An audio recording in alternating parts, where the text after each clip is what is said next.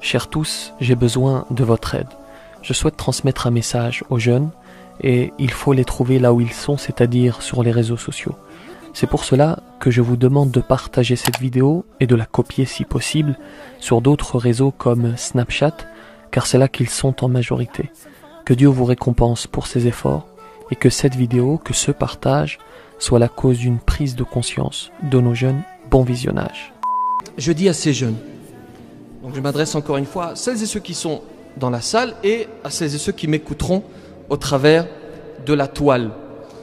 Pose-toi un instant avec toi-même et réfléchis. Et je jure rarement, mais je vais jurer aujourd'hui. Wallahi, par Allah, ce ne sont que des illusions. La drogue, l'argent facile, tout cela, wallahi, ce ne sont que des illusions. C'est éphémère, c'est passager. Ne subsistera que le regret. Si vous ne voulez pas m'écouter, écoutez celles et ceux qui sont passés, qui sont déjà passés par ce chemin, qui connaissent les choses et qui ont gagné des... Et d'ailleurs, je ne savais pas que la vente de drogue était si lucrative. Il y a un jeune homme qui est venu me voir, un repentier, qui m'a dit « Je vendais de la drogue, j'étais millionnaire. » Et il me disait « Et pourtant, je ne vivais pas dans le bonheur. Et pourtant, mon cœur n'était pas apaisé. Et pourtant, je craignais la perquisition. Et pourtant, je dormais très mal.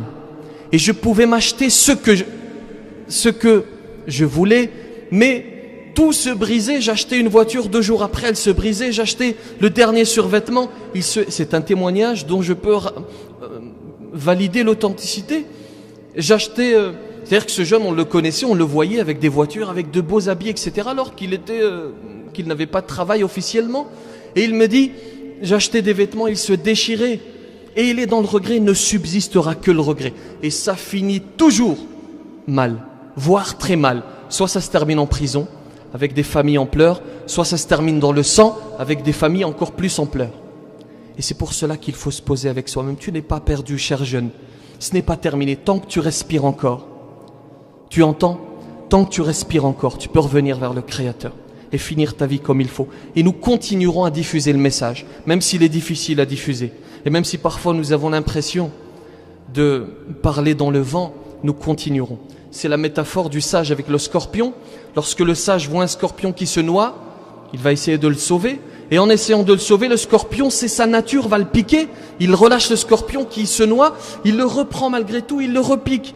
Il se noie, il le reprend. Et un passant va interpeller ce sage et lui dire « Mais laisse le scorpion se noyer, c'est dans sa nature de te piquer. » Et le sage de lui répondre « Il est dans ma nature. Si sa nature c'est de le piquer, ma nature c'est de l'aider. » Voyez-vous, l'être humain a une multitude de natures. Et parmi celles-ci, il y a une nature qui l'amène à commettre le péché. Et il y a une autre nature qui l'amène à aider l'autre. Et ce n'est pas parce que ces jeunes, pour l'instant, ont choisi de suivre cette nature qui les amène à commettre les péchés que nous devons délaisser cette nature qui nous amène à les aider, voyez-vous. Assalamu alaikum, alaikum, yeah.